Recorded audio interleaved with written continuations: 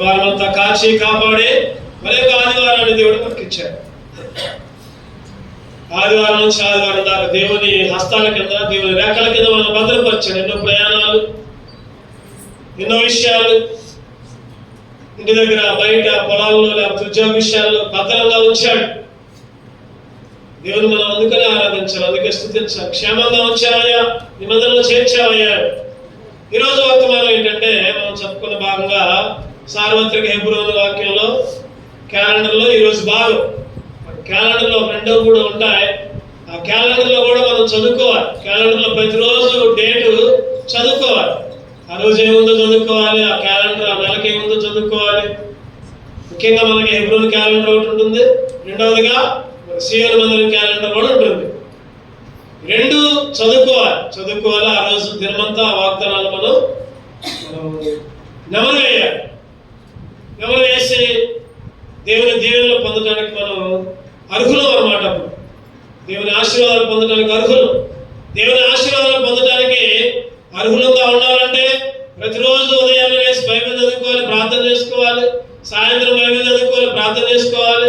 కుటుంబ ప్రార్థన కలిగి ఉండాలి. చెప్పే మనం సంపూర్ణ రాత్రి ప్రార్థనలు. ఒక్కొక్కరికి ఎన్ని ప్రార్థనలు కావాలి చెప్పండి. నేను చెప్పను, మీరే చెప్పాలి.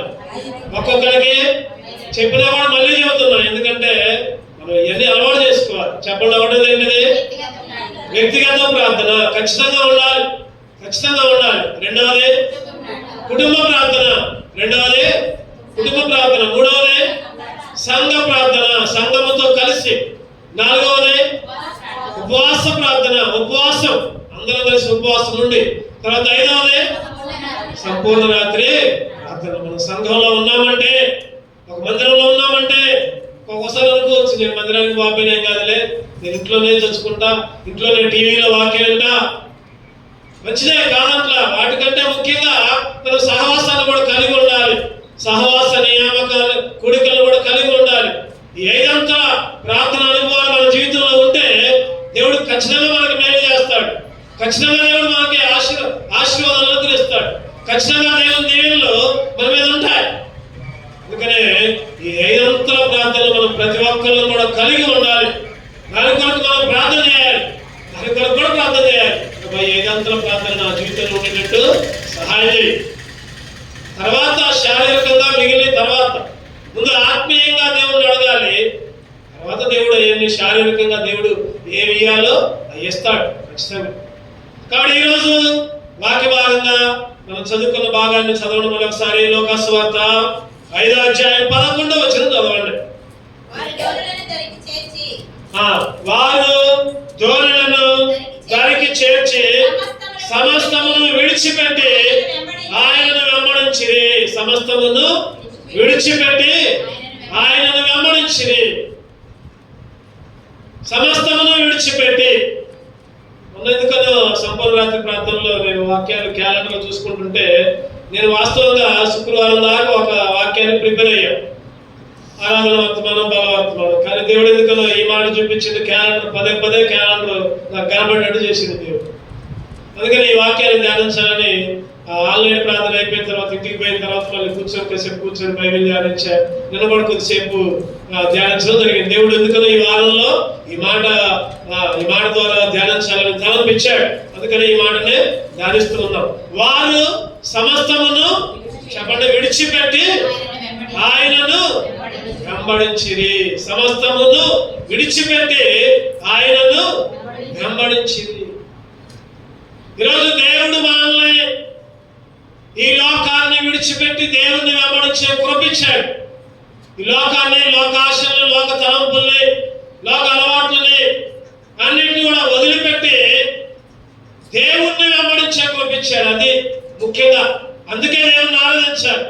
వాస్తవంగా అందరూ లోకంలో ఉంటున్నారు, లోక అలవాట్లలో, లోక ఆశల్లో ఉంటున్నారు. కానీ దేవుడైతే అన్నింటినీ వదిలిపెట్టి దేవుణ్ణి వెంబడించి, వారు అనే బదులు నీ పేరు నా పేరు పెట్టుకుందాం, మన పేరు పెట్టుకుందాం. వారు అనే బదులు మన పేరు పెట్టుకుందాం. సమస్తమును విడిచిపెట్టి దేవుణ్ణి వెంబడించే కృపించాడు. మరి అంతకుముందు ఎట్లా ఉన్నాం మనం? అంతకుముందు ఎట్లా ఉన్నాం? అంతకుముందు దేన్ని వెంబడిస్తున్నాం? మరి ఈ రోజు దేని వెంబడిస్తున్నాం? క్లుప్తంగా సమయానుకూలంగా ఒక 5 లేకపోతే 7 విషయాలు మనం ధ్యానం చేద్దాం. రండి చూద్దాం. మొదటిగా లూకా సువార్త 18:43. లూకా సువార్త 18:43. వెంటనే వాడు చూపు పొంది దేవుని మహిమ పరచుచు ఆయనను వెంబడించెను. ప్రజలందరూ అది చూచి దేవుని స్తోత్రము చేసిరి. వెంటనే వాడు చూపు పొంది దేవుణ్ణి మహిమ పరచుచు ఆయనను వెంబడించెను. అప్పుడు దాకా చెప్పండి, అప్పుడు దాకా చూపు ఉందా? చెప్పాలి. అప్పుడు దాకా చూపు ఉందా? అప్పుడు దాకా చూపు లేదు. ఆ పైన 37వ వచనం చూస్తే నజరేయుడైన యేసు ఈ మార్గములో వెళ్ళుచున్నాడని వాడితో చెప్పారు. వెంటనే వాడు కేకలేస్తున్నాడు. ఏమని? దావీదు కుమారుడా, దావీదు కుమారుడు నన్ను కరుణించు, దావీదు కుమారుడు నన్ను కరుణించు కేకలేశాడు. అంతకుముందు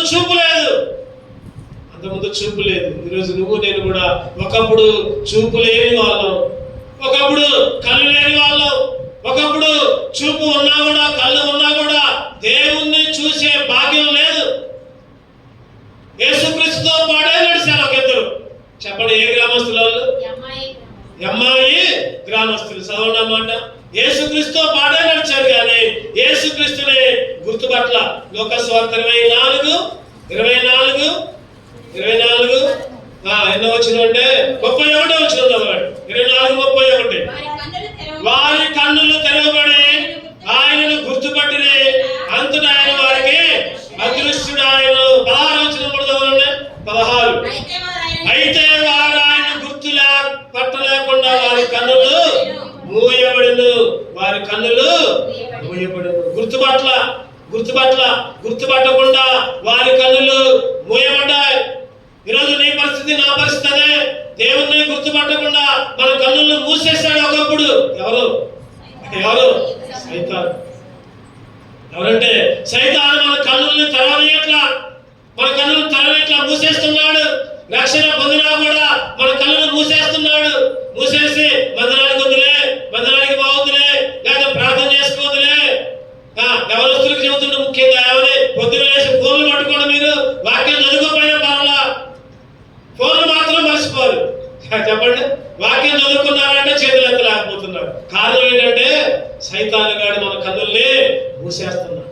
కారణం ఏంటంటే విరోధి వలె, గర్జించే సింహం వలె ఎవరిని మింగుదునా అని సైతాను గాడు ఎదురు చూస్తూ ఉంటున్నాడు. ఖచ్చితంగా యవనస్తులు పడుతున్నారు ఆ సింహం నోట్లో పడ్డట్టు.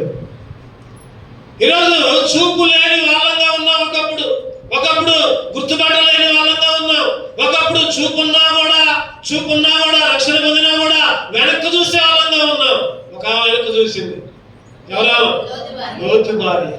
ఆమెకు ఉంది, చూపు ఉంది, అన్ని చూస్తానే ఉంది, కానీ వెనక్కి తిరిగి చూసింది. ఆమె తిరిగి చూడగానే చెప్పండి, ఆమె వెనక్కి చూడగానే ఉప్పు స్తంభంగా మారింది. ఈరోజు మన జీవితంలో దేవుడు అనుగ్రహించిన కృప ఏంటంటే చూపు పొంది. ఒకప్పుడు చూపు లేదయ్యా నాకు, కానీ ఇప్పుడైతే చూపించాలి. కానీ 19:16 వచ్చిన ప్రకారం చూస్తే లోతు భార్య వెనక్కి తిరిగింది. ఈరోజు చాలా మంది రక్షణ పొందినా కూడా చూపు వచ్చినా కూడా గుడ్డితనంగా ఉంటున్నారు. చూపు వచ్చినా, రక్షణ పొందినా, మారు మనసు తీసుకున్నా, పాటలు పాడినా, వాక్యం చెప్పినా, ప్రార్థన చేసుకున్నా గుడ్డితనం. చూపు పొందలేకపోతున్నారు, సంఘ అనుభవాల్లో ఉండలేకపోతున్నారు. ఎందుకంటే లోతు భార్య వెనక్కి చూస్తూ, అమ్మో ఏమైపోతుందో నా ఇల్లు, ఏమైపోతుందో నా బీరువా, నా బట్టలు, లేదా నా వెండి, నా బంగారం. ఈరోజంతా లోకం మీదనే చూపు ఉంటుంది కానీ దేవుని మీద చూపు ఉన్నట్లా. ఈరోజు ఆ గుడ్డి వాళ్ళు అయితే చెప్పండి, దేవుని వెంబడించి నన్ను చూపు ఉంది. ప్రజలందరూ ఏం చేశారు చెప్పండి? దేవునికి స్తోత్రం చేశారు, దేవుణ్ణి ఆరాధించారు. ఈరోజు నువ్వు నేను కూడా, ప్రభా ఒకప్పుడు నేను చూడలేదయ్యా, ఒకప్పుడు నీతో ఉన్నవాడు గుర్తుపట్టలేదయ్యా, ఒకప్పుడు గుర్తుపట్టిన కూడా వెనక చూసే స్వభావం ఉందయ్యా నాకు. అటువంటి నన్ను విడిపించి ప్రభా చూపు పొంది నీ మందిరంలో నిన్ను ఆరాధించే భాగ్యాన్ని ఇచ్చావు. అందుకే నిన్ను స్తుతిస్తున్నా, అందుకే నేను నిన్ను ఆరాధిస్తున్నా. నిన్ను ఆరాధించా. అందుకని ఒక పాట ఉంటుంది. ఏంటిదా పాట? ప్రభు యేసు నా రక్షక నొసగు కన్నులు నాకు నిరతము నిన్ను చూడా. ప్రభు యేసు నా రక్షక నొసగు కన్నులు నాకు నిరతము నిన్ను చూడా. అల్ఫాయు నీవే ఒమేగాయు నీవే, అల్ఫాయు నీవే ఒమేగాయు నీవే. ప్రభు యేసు నా రక్షక నొసగు కన్నులు నాకు నిరతము నిరతములను చూసే భాగ్యాన్ని ఇచ్చావు, అందుకే నిన్ను ఆరాధిస్తున్నా. రెండవదిగా చూద్దానండి. రెండవదిగా ఏంటంటే యోహాను సువార్త విడిచిపెట్టి వెంబడించాము. ఎట్లా వెంబడించాం? యోహాను సువార్త 10వ అధ్యాయం 27వ వచనం. యోహాను సువార్త 10:27. నా గొర్రెలు నా స్వరము వినును, నేను వాటిని ఎరుగుదును, అవి నన్ను వెంబడించును. నా గొర్రెలు నా స్వరం వినును. చెప్పండి, నేను వాటిని ఎరుగుదును, అవి నన్ను వెంబడించును. రెండవదిగా చెప్పండి, ఒకటోదేమో చూపు పొంది వెంబడించే కృపించారు. చెప్పాలి, తర్వాత అందరూ చెప్పాలి అడిగినప్పుడు. ఒకటోది చెప్పండి, చూపు పొంది దేవుణ్ణి వెంబడించే కృపించాడు. ఒకప్పుడు చూపు లేదు, ఒకప్పుడు గుర్తుపట్టలేదు, ఒకప్పుడు వెనక్కి చూసాం, ఒకప్పుడు గుడిగా ఉన్నాం. రెండవదిగా చెప్పండి, ఆయన స్వరం వింటూ ఆయన వెంబడించే కృపించాడు. ఆయన స్వరాన్ని వింటూ ఒకప్పుడు అన్యుల స్వరం విన్నాం, ఒకప్పుడు లోకం స్వరం విన్నాం, ఒకప్పుడు సైతాను స్వరం విన్నాం. కానీ ఇప్పుడైతే మొదటి సమూయేలు 3వ అధ్యాయం 4వ వచనం చూస్తే సమూయేలు కేకేసిన కూడా గుర్తుపట్ల దేవుని స్వరం వినల. ఆ బాలుడైన సమూయేలు చదవండి. మొదటి సమూయేలు యెహోవా సమూయేలును పిలిచెను, అతడు చిత్తమని నేనున్నానని చెప్పి. పైన 2వ వచనం చూస్తే 1వ వచనంలో చూస్తే 2 వచనం చూస్తే 2 సార్లు పిలిచాడంట దేవుడు. 2 సార్లు పిలిచిన సమూయేలు గుర్తుపట్టకుండా ఎవరి దగ్గరకు పోయాడు చెప్పండి? ఏలీ దగ్గరకు పోయాడు. అయ్యగారు నన్ను ఏమైనా పిలిచారా? మీరు అయ్యగారు నన్ను ఏమైనా పిలిచారా? కాదయ్యా, ఈసారి పిలిస్తే చిత్తము నేనున్నా అని చెప్పు. దేవుడే పిలుస్తున్నాడు. దేవుని స్వరం గుర్తుపట్ల బాడైన సమయాలు. ఒకప్పుడు నువ్వు నేను కూడా అన్యుల స్వరాన్ని అయితే గుర్తుపడుతున్నావు, అన్యుల మాటలైతే గుర్తుపడుతున్నావు, సైతాను మాటలైతే గుర్తుపడుతున్నావు, సైతాను మాటలు గుర్తుపెట్టుకుని సైతాన్ని వెంబడిస్తున్నావు. దేవుని ఆత్మ మనలో ఉండేమో ప్రార్థనకు పోవాలంటే ఇగో ఉపవాస ప్రార్థన, ఈరోజు సంపూర్ణ రాత్రి ప్రార్థన గుర్తు చేసి దేవుని ఆత్మ గుర్తు చేసి ప్రార్థనకు పోవాలంటే సైతాను వాడి వెంటనే పాపైనా ఏం కాదులే, 10 దాకా చేస్తారు, 11, 12 అయితే లేదా ఎందుకు నువ్వు అవుతావే, అందరు రావట్లేదుగా. ఇదెవరి స్వరం చెప్పండి? ఇదెవరి స్వరం? సైతాను స్వరం. ఇంకొకటేమో దేవుని స్వరం. ఈరోజు ఒకప్పుడు అన్యుల స్వరం విన్నాం. యోహాను సువార్త చదవడం మాట. యోహాను సువార్త 5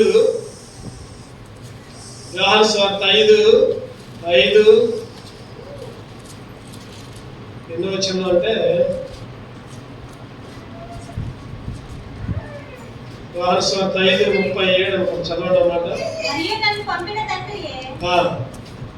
మరియు నన్ను పంపిన తండ్రి నన్ను గూర్చి సాక్ష్యం ఇస్తున్నాడు. మీరు ఏ కాలమందైనను ఆయన స్వరం లేదు, ఆయన స్వరూపము చూడాల. ఏ కాలమందైనా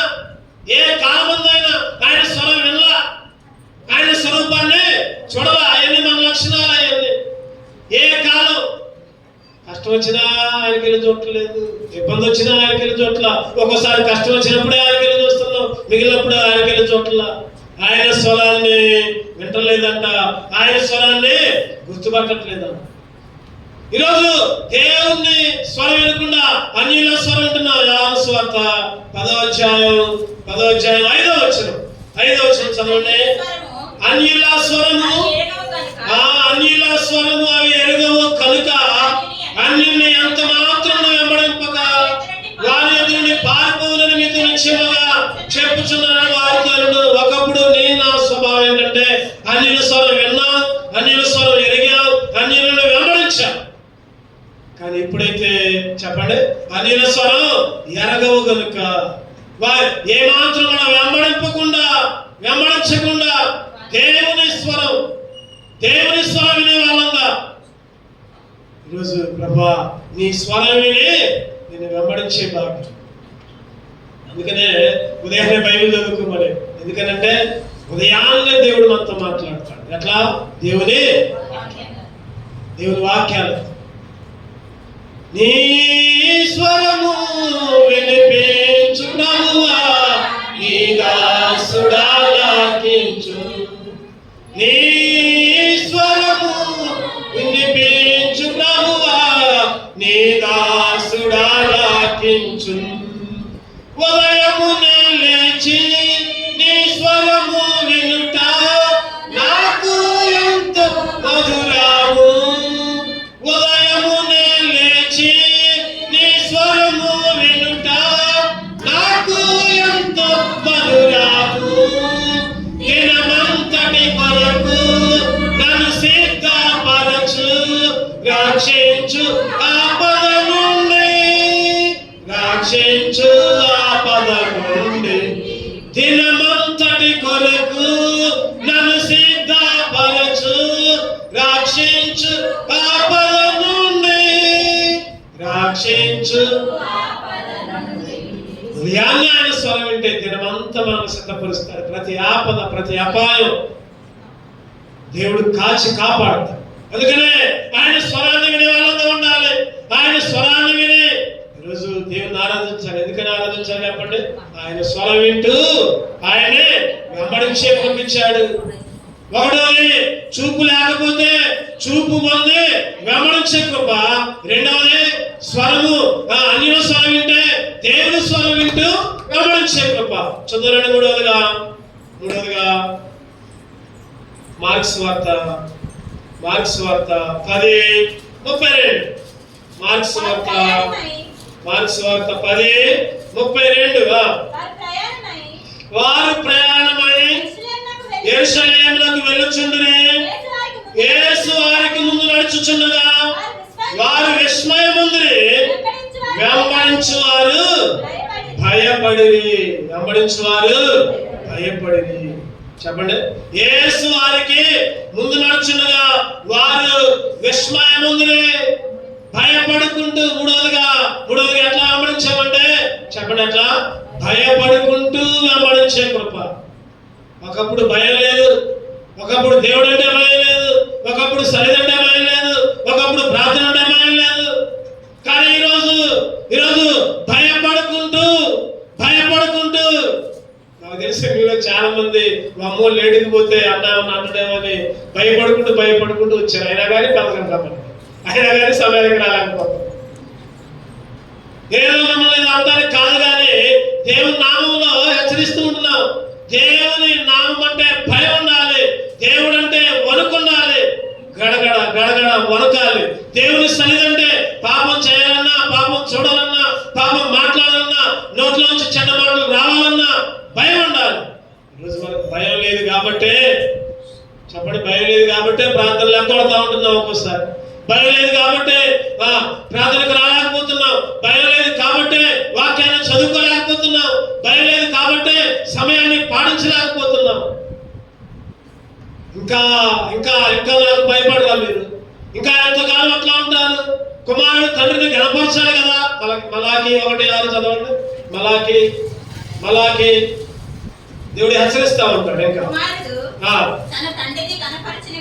కుమారుడు తన తండ్రిని కనపరచును కదా, దాసుడు తన యజమాని కనపరచును కదా. నా నామమును నిర్లక్ష్య పెట్టు యాజకులారా, నేను తండ్రినైతే నాకు రావలసిన ఘనత ఏమాయను? నేను యజమానునైతే నాకు భయపడువాడు ఎక్కడ ఉన్నాడు? సైన్యములకు అధిపతి యెహోవా అడుగుతూ ఉంటుంటే ఏమని సమాధానం? ఈరోజు దేవుడు అంటే భయం, దేవుని సన్నిధి అంటే భయం. ఇక్కడ వారంట విస్మయం ఉందనంట, భయపడుకుంటూ వెంబడించారు. ఆయన వెంబడించుకుంటూ భయపడ్డారు. ఈరోజు భయపడుకుంటూ దేవుణ్ణి వెంబడించే కృపించాడు, భయపడుకుంటూ దేవుణ్ణి ఆరాధించే కృపించాడు, భయపడుకుంటూ ప్రార్థన చేసే కృపించాడు. కీర్తన 2వ అధ్యాయం మనం మొదలు చెప్పుకుందాం ఒక ఈ మాట, గడగడ వనకాల కీర్తనలు 2వ వచనం 2వ అధ్యాయం 11 భయభక్తులు కలిగి యెహోవాను సేవించుడి, గడగడ వణుకుచు గడగడ వణుకుచు సంతోషించుడి, గడగడ వణుకుచు. భయభక్తులు కలిగి, భయము భక్తి. ఒకప్పుడైతే నీ సన్నిధంటే భయం లేదు నాయన, ఒకప్పుడైతే నీ మందిరం అంటే భయం లేదు నాయన, ఒకప్పుడంటే ప్రభా బైబిల్ అంటేనే భయం లేదు. కానీ ఇప్పుడైతే భయపడి వణుక్కుంటూ నీ సన్నిధికి వచ్చి ప్రభా ఆరాధించే భాగ్యాన్ని ఇచ్చావు. అందుకే నిన్ను స్తుతిస్తున్నా, అందుకే నిన్ను ఆరాధిస్తున్నా. ఈరోజు దేవుణ్ణి స్తుతించే వాళ్ళగా, దేవుణ్ణి ఆరాధించే వాళ్ళగా ఈరోజు మనం ఉన్నామంటే దేవుడు అంటే భయం ఏర్పడింది కాబట్టి, దేవుడు అంటే భయం ఏర్పడింది కాబట్టి ఈరోజు భయపడుకుంటూ వణుక్కుంటూ ఆయన సేవించే భాగ్యాన్ని ఇచ్చాడు. మూడవదిగా చదవడం, నాలుగవదిగా ఎట్లా వెంబడించాలి, ఎట్లా వెంబడించావు, ఒకప్పుడు ఎట్లా ఉన్నావు. మత్తయి సువార్త 27:55. మత్తయి సువార్త 27:55. యేసునకు ఉపచారము చేయుచు గలిలయ నుండి ఆయనను వెంబడించిన అనేక మంది స్త్రీలు అక్కడ దూరం నుండి చూచుచుండ్రి. యేసునకు ఉపచారము చేయొచ్చు. ఎట్లా అంట చెప్పండి, యేసుకి ఉపచారము చేయొచ్చు. ఉపచారం, యేసుకు ఉపచారం అంటే యేసుక్రీస్తుకి పని చేయటం, యేసుక్రీస్తు మాటలు వినటం, యేసుక్రీస్తు దగ్గర కూర్చోవడం. మార్తా మరియా వాళ్ళ ఇంటికి వచ్చాడు యేసుక్రీస్తు. వస్తే మార్తా ఏది చెప్పండి, ఏం చేసింది? అనేకమైన పనులు పెట్టుకుంది. మరి ఏమో ఆయన పాదాల దగ్గర కూర్చుంది. మార్తా అనేకమైన పనులు అంటే, అయ్యో యేసుక్రీస్తు వచ్చాడు, యేసుక్రీస్తుకి మంచిగా వండి పెట్టాలి, లేదా మంచిగా అవి చేయాలి, నా వంటలు చూసి యేసుక్రీస్తు మెచ్చుకోవాలి. ఈరోజు మనలో కూడా చాలా మంది దేవుని మందిరానికి అయితే రావు కానీ మిగిలిన అన్ని చేస్తూ ఉంటాం. దేవుడు అంటే భయంతో. దేవుడు అంటున్నాడు, అవన్నీ కాదు ముఖ్యం. చెప్పండి, అవన్నీ కాదు, నా సన్నిధికి రావడమే ముఖ్యం. నాకు సందాలేయడం ముఖ్యం కాదు, లేదా నాకు మొక్కుబళ్ళు తెలియడం ముఖ్యం కాదు, లేదా ఆడుకోపోయి ఇంకేదో చేయడం ముఖ్యం కాదు. నా మందిరంలో నిత్యము ఉండి నన్ను స్తుతించండి, అది ముఖ్యం. మరియా ఉత్తమమైన దాన్ని ఎంచుకుందే చెప్తా ఉంటాం. అయ్యా నీకు చింతలేదా? అయ్యా నేనేమో ఆ పని చేస్తున్నా, ఈ మరియా ఇక్కడ కూర్చుంది, నీకు చింతలేదా? నేను ఒక్కదాన్నే పని చేస్తుంటే నీకేమనిపించలేదా అంటే దేవుడు అంటున్నాడు కదా, మరియా ఉత్తమమైన దాన్ని. ఏంటిదా ఉత్తమమైన దాన్ని అంటే మందిరంలో చేరి ఆయన మాటలు వినటమే ఉత్తమమైనది. మందిరంలో చేరి ఆయన స్తుతించడమే ఉపచారం చేయటం. ఆ రోజంట స్త్రీలంట ఉపచారము చేసుకుంటూ ఆయన వెంబడించారంట. 55వ వచనం చూస్తే యేసుకి ఉపచారము చేయొచ్చు, గలిలయ నుండి ఆయనను వెంబడించారు. అందుకే దేవుని స్తుతించారు, అందుకే ఆయన ఆరాధించారు. మరియా, మార్తా, లాజరు చనిపోతే యేసుక్రీస్తు వచ్చాడు, లాజరు లేపాడు. తర్వాత యోహాను సువార్త 11వ అధ్యాయంలో 12వ అధ్యాయంలో చూస్తే యేసుక్రీస్తు కూర్చుంటే మార్తా ఉపచారము చేసిన రాయబడి ఉంటుంది. అక్కడ దేవునికి పని చేయాలి, దేవునికి పని చేసుకోవాలి, దేవుని ఆరాధించే వాళ్ళం, దేవునికి ఉపచారం చేసే వాళ్ళంగా. ఒకప్పుడు మనం లోకానికి ఉపచారం చేసాం, ఒకప్పుడు బంధువులకు ఉపచారం చేసాం, ఒకప్పుడు లోకస్తులకు ఉపచారం చేసాం. ఆ రోజు ఒక రాణి గారిని పిలిచి అందరికి ఉపచారం చేయమంటే నేను చేయను పో అన్నది. చెప్పండి, ఏ రాజు? వస్తీ రాజుగారిని పిలుస్తా ఉంటాడు. రాజుగారిని పిలిచి అందరూ వచ్చారు, ఉపచారం చేయండి, నేను చేయను అను. ఈరోజు మనం కూడా ఈ లోకపరంగా ఎటు చదవండి అన్నమాట. ఉపచారము చేయాలంటే ఇస్తారు. ఎన్నో అధ్యాయాలు ఎన్నో వచనం చూడండి, తీసిన వాళ్ళు తీసిన వాళ్ళు అధ్యాయం వచనం చెప్పండి. 1వ అధ్యాయం ఎస్తేరు 1:11 చదవండి. రాజైన అహష్వేరోషు ఎదుట ఉపచారము చేయు మెహూలను బిస్తా ఆర్గోనిక్త అబక్త జాతులు కర్కస్సులు 7 నపుంసకులకు ఆజ్ఞాపించెను. ఆమె సౌందర్యవతి రాజైన వస్తే నపుంసకుల చేత ఇవ్వబడిన రాజాజ్ఞ ప్రకారం వచ్చుటకు ఒప్పుకోవాలా ఉపచారం చేయటానికి. ఒప్పుకుందా? ఒప్పుకోవాలా, ఏమాత్రం కూడా ఒప్పుకోవాలా. ఈరోజు నువ్వు నేను కూడా ఆదివారం ఏ పనున్నా ఒప్పుకోకుండా దేవుని మందిరానికి వచ్చి దేవుని స్తుతించే వాక్యాన్ని ఇచ్చాను. ఈరోజు ఎన్ని పనులు ఉన్నా సరే నేను ఆ పనులన్నిటికీ వెళ్ళను, నేను మందిరంలోకి పోయి దేవుని స్తుతిస్తా అనే ఆలోచించాను మనకి. అందుకే దేవుని ఆలోచించాను. ప్రభువా, ఒకప్పుడు లోకానికి ఉపచారం, ఒకప్పుడు ఎవరైనా బంధువులు వస్తే ఆదివారమే రమ్మనే వాళ్ళం, ఆదివారమే మాట్లాడే వాళ్ళం. ఒకప్పుడు పరిస్థితి అయ్యా, ఒకప్పుడు పరిస్థితి. కానీ ఇప్పుడైతే నీ పునరుద్ధానంలో నీ మందిరంలో చేసి నీ మాటలు వింటూ ప్రభావాన్ని ధ్యానించుకుంటూ నీకు ఉపచారం చేసే భాగ్యం ఇచ్చారు. యోసేపు కూడా ఎక్కడ ఉపచారం చేసాడు చెప్పండి? ఎక్కడ ఉపచారం చేసాడు? జైల్లో ఉపచారం చేశాడు. ఒక ఇద్దరు వచ్చారు జైల్లోకి, వస్తే వాళ్ళకు ఉపచారం చేశాడు. ఒకప్పుడు స్థితి. తర్వాత జైలు నుంచి విడిపించిన తర్వాత చెప్పండి, దేవుని ఆశీర్వాదంతో ఎన్నో కళల భావాలు చెప్పి ప్రధానమంత్రిగా వెళ్ళాడు. ఒకప్పుడు జనులకు ఉపచారం చేసిన విషయం చదవండి అన్నమాట. ఆదికాండం 40వ అధ్యాయం 4వ వచనం చదవండి. 44 ఆదికాండం 44.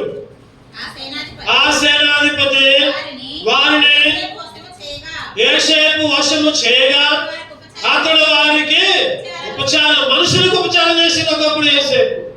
ఈరోజు నువ్వు నేను కూడా మనుషులకు ఉపచారం చేశాం, లేదా ఇంక దానికి ఉపచారం చేశాం.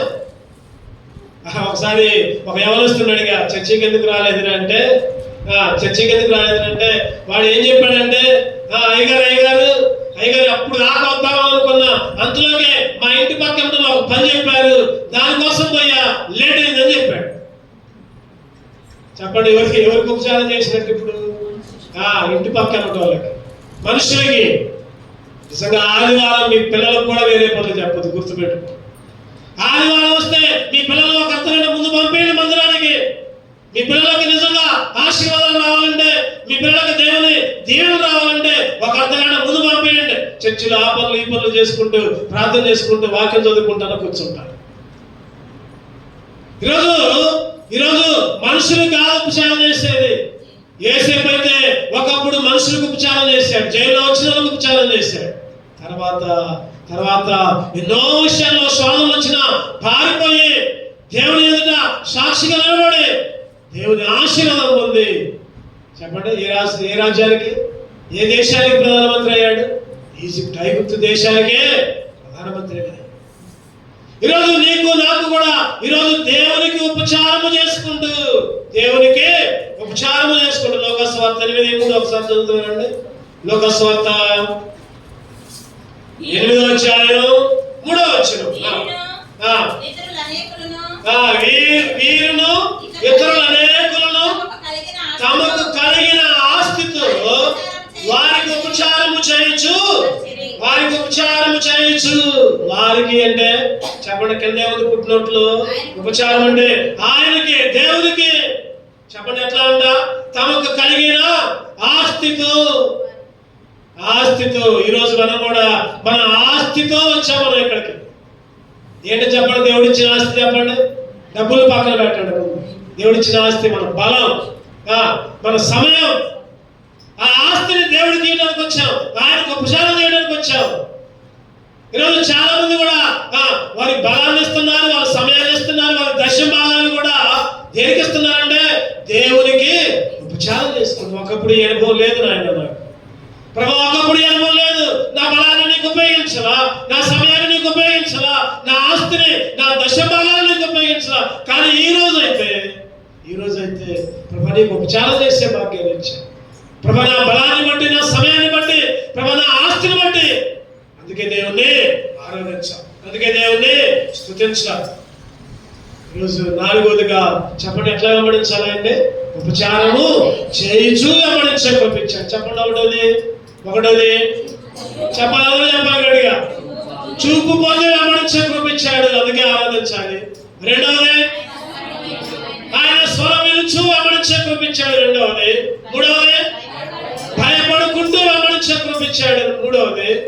నాలుగవది ఉపచారం చేయొచ్చు. ఐదవ చూద్దారండి, మత్తయి సువార్త 16:24. అప్పుడు యేసు తన శిష్యులను చూచి, ఎవడైనా నన్ను వెంబడింపగోరిన యెడల తను తాను ఉపేక్షించుకొని తన సిలువనెత్తుకొని నన్ను వెంబడించాలి. ఎట్లా వెంబడించాలంట చెప్పండి, సిలువనెత్తుకొని వెంబడించాలి. ఈరోజు సిలువనెత్తుకొని వెంబడించే పంపించాడు దేవుడు.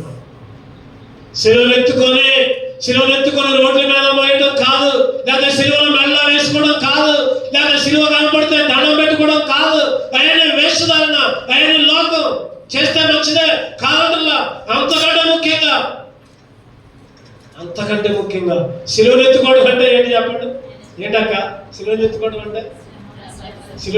అంటే శరీర ఆశల పక్కన పెట్టి, లోకాన్ని పక్కన పెట్టి, శరీర కోరికలను పక్కన పెట్టి, అది సిలువనెత్తుకొని వెంబడించడం అంటే.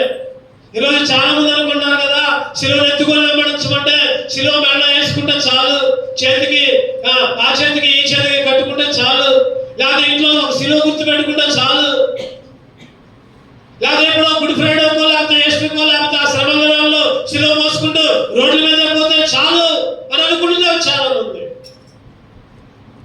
అదే గొప్ప అని అనుకుంటున్నారు చాలా మంది. నిజంగా అది కాదు. సిలువనెత్తుకొని వెంబడించడం అంటే నీ కోరికలన్నీ, నీ ఆశలను చంపుకొని, లోక ఆశల్ని చంపుకొని దేవుణ్ణి వెంబడించడం. ఈరోజు నీకు నాకు కూడా సిలువనెత్తుకొని వెంబడించే కృప ఇచ్చాడు. శరీర ఆశలు హెబ్రీయులకు రాసిన పత్రిక 12:2. హెబ్రీయులకు రాసిన పత్రిక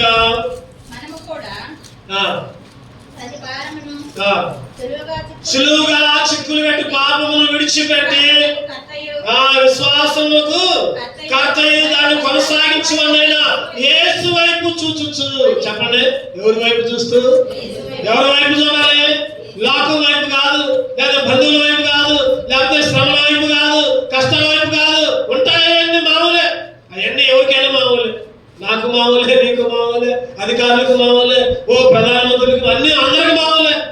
రాసు మొదలుకొని పేదవారి దాకా, ఐశ్వర్యవంతులు మొదలుకొని అడుక్కునే వాళ్ళ దాకా ఏదో ఒకటి ఉంటాయి.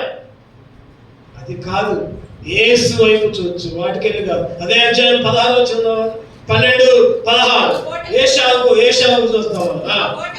ఒక పూట కూటి కొరకు తన జ్యేష్ఠత్వ కాకును అమ్మివేసిన ఏషావు అంటే భ్రష్టుడు. ఒక పూట కూటి కొరకు భ్రష్టుడు. ఒకప్పుడు నువ్వు నేను కూడా అట్లా ఉన్నావు. ఒక పూట కూటి కొరకు అంటే తిండి కొరకు. ఒకప్పుడు నువ్వు నేను కూడా అట్లనే ఉన్నావు. ఒక పూట కూలీ కొరకు, కూటి కొరకు తీసేసి కూలీ పెట్టుకుందాం. ఒకప్పుడు కూలి కోసం చర్చి మానేసిన రోజులు ఉన్నాయి. ఒకప్పుడు పనుంటే చర్చి మానేసిన రోజులు ఉన్నాయి. ఈరోజు దేవుని వెంబడించకుండా లోకం వెంబడి పోయే ఎన్నోసార్లు మనం అట్లా చేశాం. శరీర ఆశలు, శరీర కోరికలు. ఎర్రగా కనపడిందట కూర. ఏ కూర? చిక్కుడుకాయ కూర. అందుకని ఆయనకి ఏదోము అని పేరు కూడా ఉంది. ఏదోము అంటే ఎర్రని వాడు అని అర్థం. చిక్కుడుకాయ కూర కోసం జ్యేష్ఠత్వపు హక్కునే అమ్ముకున్నాడు అంటే దాని అర్థం ఏంటంటే చిక్కుడుకాయ కూరని కాదు, కానీ నా తలంపు ఏంటంటే శరీర ఆశల కొరకు, శరీర కోరికల కొరకు. ఈరోజు దేవుణ్ణి నమ్మేస్తున్నాం. ఒకప్పుడు నువ్వు నేను కూడా దేవుణ్ణి నమ్మేశాం. ఆదివారాన్ని అమ్మేశాం. ఆదివారం క్రికెట్ వస్తే ఆ టీవీల ముందు అతుక్కొని పోయేవాళ్ళం. మేమైతే ఏదైనా మ్యాచ్ ఉంటే క్రికెట్కి పోయి ఆడేవాళ్ళం. ఆదివారాలే మిగిలిన రోజులు ఎట్టాకు పంపారు. ఆదివారం అంటే మా అమ్మగారు మందిరానికి వచ్చారు, ఆంధ్ర మందిరానికి వస్తే వస్తున్నాం అమ్మ పాలని అటు నుంచి క్రికెట్ మ్యాచ్కి పోయేవాళ్ళం. ఈరోజు చాలా మంది పనికి పోతున్నారు, లేకపోతే ఇంకేదో పనులు చేసుకుంటున్నారు, రకరకాల పనులు. డబ్బుల కొరకు దేవుని నమ్ముకుంటున్నారు, డబ్బుల కొరకు దేవుని మందిరాన్ని విడిచిపెడుతున్నారు. భ్రష్టుడు అనుంది అక్కడ. ఏమాడుంది అక్కడ? ఒకప్పుడు భ్రష్టత్వంలో ఉన్నాను, ఒకప్పుడు భ్రష్టత్వంలో ఉన్నాను ఆయన. నేను తిండి కొరకు కూడా ఆ రోజు రాజుగారు మంచి భోజనాలు తెచ్చారు. మాకు ఏమి వద్దు, మేము ఏమి తినం. అబ్బా మంచి భోజనం వచ్చింది అని ఎగబడి తెల్లా. ఎవరెవరు చెప్పండి? షడ్రకు, మేషకు, అబేద్నెగో, దానియేలు శరీరాన్ని అమ్ముకోవాలా, తిండి కొరకు అమ్ముకోవాలా. వాళ్ళు ఏదైతే తీర్మానం తీసుకున్నారో ఆ తీర్మానం మీద నిలబడ్డారు. ఒకప్పుడు నేను నా పరిస్థితి కూడా భ్రష్టత్వంలో ఉన్నాను. కానీ ఇప్పుడైతే చెప్పండి, ఇప్పుడైతే సిలువనెత్తుకొని వెంబడించే కోపించాను. ప్రభా నీ సిలువనెత్తుకొని, ప్రభా కష్టమైన, నష్టమైన, ఇబ్బంది అయిన, ఇరుకైనా, ఎవరు ఎన్ని అనుకున్నా సరే, ఎవరు ఏదన్నా సరే, ప్రభా నేనైతే నిన్ను వెంబడించడం మానను, నిన్ను స్తుతించడం మానను. నేను ఎల్లప్పుడూ పాడండి, నేనెల్లప్పుడు సన్నుతింతును నిత్యము నా నోట నుండు, నిత్యము ఆయన కీర్తి నా నోట నుండు. అంతా నా మేలుకే, అంతా నా మంచికే, తన చిత్తమునకు తల వంచితే ఆరాధనాపను స్తుతించుట మానను, ఆరాధనాపను. మనమైతే చెప్పండి, ఏదైనా పెళ్ళి ఉందనుకోండి, ఏదైనా ఫంక్షన్ ఉందనుకోండి, మన ఇళ్ళలోనే, మన బంధువుల్లోనే, అమ్మో ఏమన్నా అనుకుంటారా నాకు పోకపోతే వాళ్ళు ఫస్ట్ వచ్చే మాట ఇదే. ఏమన్నా అనుకుంటారా అన్న, నేను మాత్రం సగలే అక్క అంటాను. నేను మాత్రం ఏమంటా? దేవుడు ఏమనుకుంటాడు? ఈరోజు దేవుని సన్నిధిలో ఎట్లా వెంబడించామని చెప్పండి? సిలువనెత్తుకొని వెంబడించాం. చూద్దానండి, ఇంకొక 2 విషయాలు క్లుప్తంగా ధ్యానం చేద్దాం. ఇంకా 2 విషయాలు. యోహాను సువార్త 21:22. యోహాను సువార్త 21:22.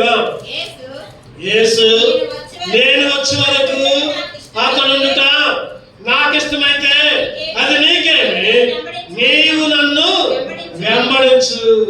ఎవరితో అనేది మాటలు చెప్పండి? ఎవరితో అంటున్నారు ఈ మాటలు? పేతురుతో అంటున్నాడు. ఆ పైనుంచి కూడా పేతురే ఎక్కువ యాక్టివ్గా ఉంటాడు ఇటువంటి వాడికి. పేతురు నువ్వు నన్ను ప్రేమిస్తున్నావు, పేతురు సీమోను నన్ను ప్రేమిస్తున్నావా, సీమోను నన్ను ప్రేమిస్తున్నావా. పైన 3 సార్లు అడుగుతాడు, మళ్ళీ అడుక్కుంటా కిందకు వచ్చిన తర్వాత మళ్ళీ అడుగుతాడు, యోహాను సంగతి ఏంటి? నువ్వు ఎక్కువగా ప్రేమిస్తున్నావే. ఎక్కడుందన్నమాట? 22వ వచనం, 20వ వచనం చదవండి. పేతురు వెనుకకు తిరిగి యేసు ప్రేమించిన వాడును భోజన భక్తి అనుకుని ప్రభావాన్ని అప్పగించేవాడు అని అడిగిన వాడు శిష్యుడు తన వెంట వచ్చినా చూచాడు. పేతురు అతను చూచి, ప్రభువా ఇతర సంగతి ఎలాగునని యేసుని అడిగాను. యేసు నేను వచ్చే వరకు అతడు నాకు ఇష్టమైతే అది నీకేమి, నీవు నన్ను వెంబడించు. అంటే దాని అర్థం ఏంటంటే, పేతురు ఒకప్పుడు పరిస్థితి ఎట్లా ఉందంటే, వాళ్ళ సంగతి ఏంది, ఏళ్ళ సంగతి ఏంది, ఆయన ఏంది, నేనేంటి, నీ సంగతి మనం చాలాసార్లు చెప్పుకోండి. మన సంగతే మనం చూసుకోవాలి. మన సంగతి మనం ఒకప్పుడైతే అందరి మీదనే వంకలైనవే. వాళ్ళు రాట్ల ప్రార్థనకి, వీళ్ళు రాట్ల. ఈ మధ్య మా అమ్మాయిని అడిగా, మా శైలిని అడిగా, ఏందమ్మా ఇంకా వెనకబడ్డావేంది, ఇప్పుడా చెప్పుకునేది, నిన్న ఫోటో తీయమని చెప్పింది, నాకు జిరాక్స్ కావాలని చెప్పింది. అరే ఇన్ని రోజులు 10 రోజులేదు కదా, ఇప్పుడా నువ్వు చెప్పేది, ఇప్పుడు దాకా ఏం చేసినావు చెప్పకుండా అంటుంది. అప్పుడు మా అమ్మాయి ఏమన్నదంటే, డాడీ ఇంకా మా ఫ్రెండ్స్ అయితే అలా ఇయ్యలేవు, ఇప్పుడు చేస్తున్నారు, నేనన్నా ఇది చేసా అంట. నేనన్నా ఇది చేసా, మా ఫ్రెండ్స్ అయినాక ఇవి కూడా చేయడం, వాళ్ళు ఇప్పుడు ప్రాక్టికల్స్ చేస్తున్నారు అన్నారు. అవన్నీ చేసింది అయిపోయింది, మంచిదే. ఫ్రెండ్స్ గురించి చెబుతుంది, ఉదాహరణ చెప్పాము అబ్బాయి గారు.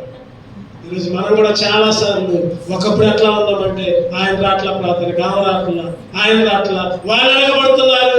మనం ప్రార్థనలో కూడా చెప్తాం, అయ్యా అందరూ వెనకబడుతున్నారు అయ్యా. అట్లా చేయకూడదు, దయచేసి గుర్తుపెట్టుకో. మనం ఎట్లా చేయాలంటే, ప్రభా నేను ముందు చేయ, ఒకరి సంగతి మనకు అనవసరం. అందుకనే యేసుక్రీస్తు ఏమంటున్నాడు అక్కడ చదవండి మళ్ళీ ఒకసారి ఆ మాట. యేసు నేను వచ్చే వరకు అతను నాకు ఇష్టమైతే అది నీకేమి, నీవు నన్ను ఒకళ్ళతో నీకెందుకు, నువ్వు నన్ను. అటువంటి పేతురు ఒకప్పుడేమో అందరి మీద ఏళ్ళు చూపించిండు. అటువంటి పేతురు మారి చెప్పండి ఎట్లా ఉన్నాడంటే ఒక్కసారి ప్రసంగం చెబితే 3000 మంది బాప్తిస్తారు. ఒకసారి ప్రసంగం చెబితే గుచ్చుకొని హృదయాలను నొచ్చుకొని 5000 మంది బాప్తిస్తారు. ఒకప్పుడు పేతురు కాదు. పేతురు అట్లా నడుస్తుంటే నీడ పడితేనే ఆ నీడలోకి వచ్చేవాళ్ళంట. ఆ నీడ పడితే నాకు స్వస్థత వచ్చింది. ఒక ఆయన అడుగుతూ ఉంటాడు, ఎదురు ఏది బాగా చూస్తూ ఉంటాడు మొఖానికి వెళ్ళి. పేతురు యోహాను నడుచుకుంటూ వస్తుంటే ఎన్నో అధ్యాయం కుంటోడు పుట్టిన మొదలుకొని కుంటివాడైన శృంగారపు దేవాలయం దగ్గర కూర్చొని అబ్బా ఇలా మొఖాలు భలేగున్నాయి, వీళ్ళు నాకు చాలా దానం చేస్తారులే, బంగారం ఎత్తారు, వెండి ఎత్తారు, లేదా కరెన్సీ నోట్లు ఎత్తారు అనుకొని ఎదురు చూస్తుంటే పేతురు ఏమంటాడు చెప్పండి, వెండి బంగారాలు నా దగ్గర నాకు కలిగినదే నజరేయుడైన యేసు నామములో లేచి నడు. ఒకప్పుడు పేతురు దుడుకు పేతురు, ఒకప్పుడు వంకలు చెప్పే పేతురు, ఒకప్పుడు వాళ్ళ మీద సరిగే పేతురు. కానీ ఇప్పుడైతే దేవునికి సాక్షిగా దేవుని చూస్తూ వెంబడించే, ఆయనను చూస్తూ వెంబడించే పేతురు అనుభవంలో చివరిగా 7వ చూద్దామండి. చివరిగా 7వ చూద్దామండి. అదే పేతురు ఒకప్పుడు గాలిని కూడా చూసి చెప్పడం మునిగిపోసాడు. గాలిని చూసి కూడా మునిగిపోసాడు. ఎప్పుడైతే దేవుని వైపు చూశాడో నిలబడ్డాడు. ఈరోజు పేతురులాగా ఒకప్పుడు లోకాలను చూసిన పరిస్థితి, గాలిని చూసిన పరిస్థితి, చుట్టుపక్కల జనాన్ని చూసిన పరిస్థితి, లేదా పరిస్థితులను చూసి వాటిని వెంబడించే పరిస్థితి. ఈరోజు దేవుణ్ణి చూసుకుంటూ వెంబడించే పంపించడానికి ఆనందించాలి. చివరిగా ఇంకొక మాట, మత్తయి సువార్త 19వ అధ్యాయం, మత్తయి సువార్త 19, మత్తయి సువార్త 19:27 చదవండి. పేతురు ఇదిగో మేము సమస్తమును విడిచిపెట్టి నిన్ను వెంబడించితిమి. సమస్తమును విడిచిపెట్టి చెప్పండి ఎట్లా అంట, సమస్తమును విడిచిపెట్టి. సమస్తం అంటే చెప్పండి. ఆ రోజు బాగా చేపలు పట్టేవాళ్ళు పేతురు, యోహాను, ఇంకా చాలా మంది. ఆ వలలు అక్కడే వదిలిపెట్టి దేవుని వెంబడించారు. దేవుడు అన్నాడు కదా, మీరు చేపలు పడడం మానేయండి. ఎవరిని పట్టాలంట, మనుషులు పట్టాలి. అక్కడ వెంటనే సమస్తమును మనం చదువుకున్న భాగం కూడా అదే. 5:11 కూడా, మత్తయి 19:20 కూడా అదే మాట. వారు సమస్తమును విడిచిపెట్టి దేవుణ్ణి వెంబడించిరి. సమస్తమును 4వ అధ్యాయం 19 చదవండి. మత్తయి సువార్త 4:19, 19:20 కలిసి వచ్చారు. ఆయన నా వెంబడి రండి, నేను మిమ్మల్ని మనుషుల పాటు జాగ్రత్తగా చేతుల వారితో చెప్పిన. వెంటనే వారు వలలు విడిచిపెట్టి చెప్పండి. చివరి అనుభవం ఏంటంటే వల విడిచిపెట్టి. వల అంటే నా ఉద్దేశం ఏంటంటే వల అంటే లోకము, వల అంటే లోక భోజనం, లోక వ్యాపారం. ఒకటి చెప్పాలంటే లోక వ్యాపారం, చేపలు పట్టుకోవాలి, చేపలు అమ్ముకోవాలి, వాళ్ళు జీవించాలి. అంటే వాళ్ళని విడిచిపెట్టారు అర్థం, వాళ్ళ భోజనాన్ని వదిలిపెట్టారు, లేదా వాళ్ళ వ్యాపారాన్ని వదిలిపెట్టారు. ఈరోజు చాలా మంది కూడా ఆదివారం వస్తే అన్ని వదిలిపెడతారు, దేవుని మందిరంలోకి వస్తారు, దేవుని మందిరంలో గడుపుతారు. ఎన్ని పనులున్నా, ఎంత ఇంపార్టెంట్ పనులున్నా సరే. ఇశ్రాయేలీలంట, ఈ మధ్య నేను ఒక న్యూస్ చదివా, ఒక ఆర్టికల్ చదివా. ఏంటంటే అది ఇశ్రాయేలు అసలు పొద్దున్నే లేస్తే వాళ్ళు సోమరుగా ఒక 5 నిమిషాలు కూడా కూర్చోదంట. ఇశ్రాయేలు చిన్న పిల్లవాడి దగ్గర నుంచి వృద్ధుల దాకా ఒక 5 నిమిషాలు ఖాళీగా కూర్చోడానికి ఇష్టపడతారంట. పొద్దు నుంచి సాయం దాకా పనులు చేస్తారు. ఆదివారం వస్తే ఏ పని కూడా చేయరు. పోయి మందిరంలో కూర్చోవడమే వాళ్ళ పని. ఇశ్రాయేలు మందిరంలో కూర్చోవడమే. ఆదివారం వస్తే మందిరంలో కూర్చోవడమే. ఆ మధ్య ఒక ఉదాహరణ కూడా చెప్పాను మీకు. రైట్ బ్రదర్స్ ఏం కనుక్కున్నారు చెప్పండి? ఏం కనుక్కున్నారు? విమానాన్ని కనుక్కుంటే రైట్ బ్రదర్స్ మెచ్చుకొని బ్రిటన్ యువరాజు పిలిచాడు. నాతో పాటు భోజనం చంద్ర గారు రండి, మీరు బాగా కనుక్కున్నారు, విమానాలు కనుక్కున్నారు, గాలిలో ఎగిరిపోతుంది కదా, అటువంటి దాన్ని కనుక్కున్నారు, మిమ్మల్ని నేను గొప్ప చేస్తాను ఇగో పలానా ఆదివారం నేను ఖాళీగా ఉంటా, నాతో పాటు రండి భోజనం చేద్దు కానీ అని ఇన్విటేషన్ పంపించింది, ఆహ్వానించిందంట. మరి రాజుతో భోజనం అంటే మామూలా? చెప్పండి, రాజుతో భోజనం అంటే మామూలా? రైట్ బ్రదర్స్, సున్నితంగా అయ్యా ఈరోజు ఆదివారం, ఈరోజు దేవుని సన్నిధి, మేము దేవునితో గడపాలి. చెప్పండి, దేనితో గడపాలంట? దేవునితో గడపాలి. అయ్యా మమ్మల్ని క్షమించండి, అయ్యా మమ్మల్ని క్షమించండి, నేను ఈరోజు దేవుని సన్నిధిలో గడపాలి, దేవునితో గడపాలి. రాలేవు, ఇంకోసారి ఇప్పుడు కుదిరితే వస్తామని చెప్పారు. రాజుగారు ఆశ్చర్యపోయారట. నేను భోజనానికి పిలిస్తే రాలేదా?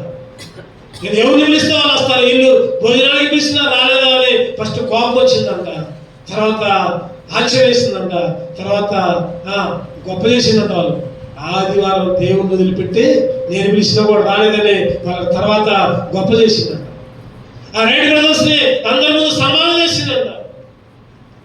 నిజంగా చెప్పండి, వారు వలలు విడిచిపెట్టి దేవుణ్ణి, లోకంలో ఎన్ని పనులున్నా ఈరోజు అన్నింటిని వదిలిపెట్టి దేవుని మందిరంలోకి వచ్చి కూర్చున్నామంటే, ప్రభా నిన్ను వెంబడించే కోరికనయ్యా, నిన్ను వెంబడించే ప్రభా, అటువంటి ఆరాధన చేసే బిడ్డగా నన్ను సిద్ధపరచని ఆరాధన చేద్దాం. చెప్పండి, ఒకటోది అట్లా చూపు పొంది ఆయన వెంబడించే కృపించాడు. రెండవదిగా ఆయన స్వరం వింటూ వెంబడించే కృపించాడు.